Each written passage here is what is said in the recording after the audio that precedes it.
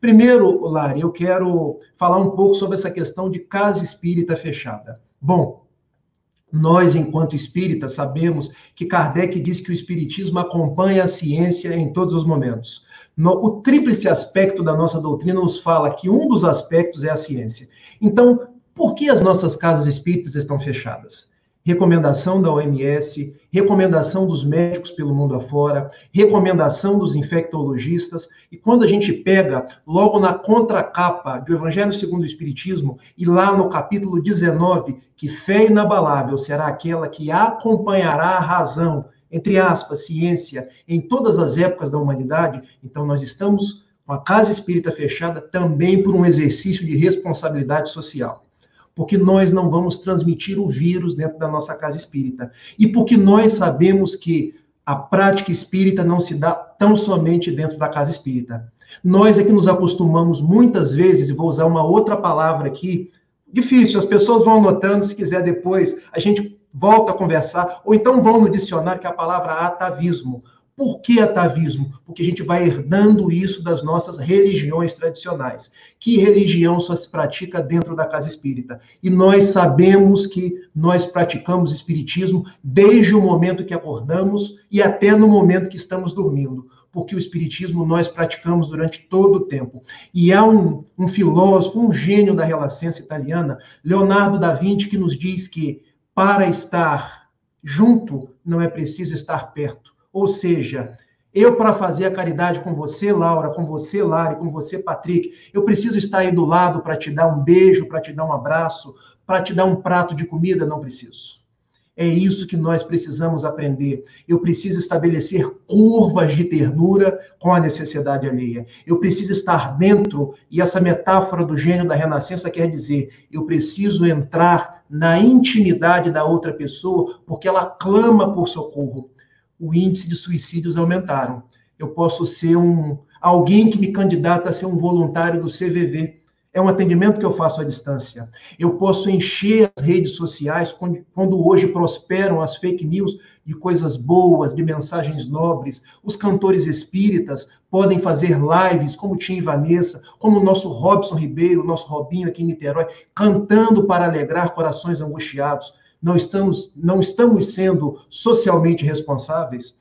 Podemos ir para a rua, fazer a compra na farmácia, no supermercado, para aqueles que estão nas classes vulneráveis. Sempre terá coisas que nós poderemos fazer. Não há ninguém tão pobre que não tenha nada para dar, nem ninguém tão rico que não tenha nada para receber. O que nos falta, às vezes, são os olhos de enxergar as possibilidades que estão às nossas frentes. Bom, com relação ao que a Lari falou, eu queria só fazer esse adendo. Agora eu quero pegar essa pedra espinhosa que o Patrick deixou para mim. Eu não considero o espiritismo uma religião elitista. E eu digo isso para todos que estão me acompanhando pelo Brasil afora nesse momento. Por quê, gente? Nós, espíritas, podemos ser elitistas. A doutrina não.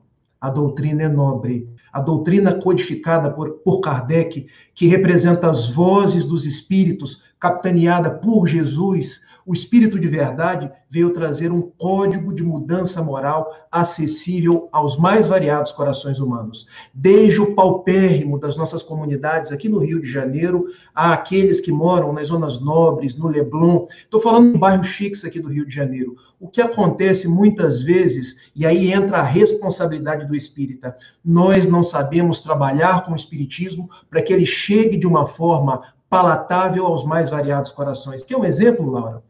A pessoa, quando vai à casa espírita, sofrendo, no auge das suas dores, das suas dificuldades.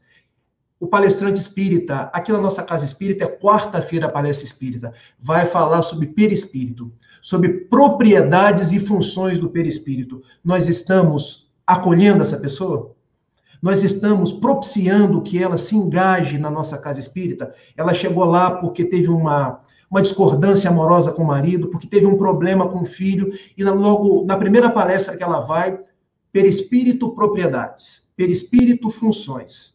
Nós, às vezes, recebemos pessoas no auge das suas dificuldades, eu aqui não quero entrar no mérito, e nós vamos estudar, por exemplo, processos de mediunidade, processos de obsessões. Notem, nós precisamos estudar isso tudo, mas nós temos que saber quais são os espaços para isso tudo, porque para isso nós temos os grupos de estudo. Nós devemos atingir cada coração com aquilo que lhe toca. Então, eu tenho que saber dosar quando eu vou falar com um morador de rua, quando eu vou interagir com ele, e dosar quando eu vou falar com um universitário, com uma pessoa de mais recursos intelectuais, só que muitas vezes nós, os espíritas, não agimos dessa forma.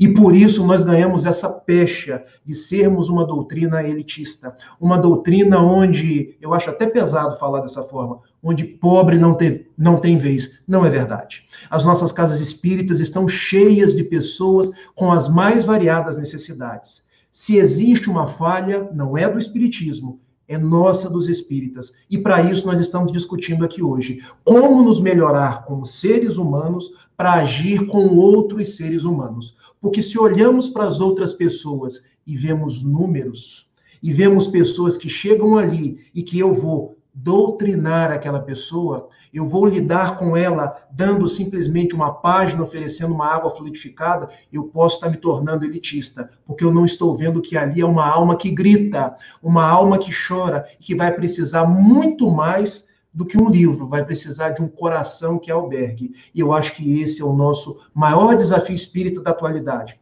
Acolher, porque acolher é transformar, acolher é amar.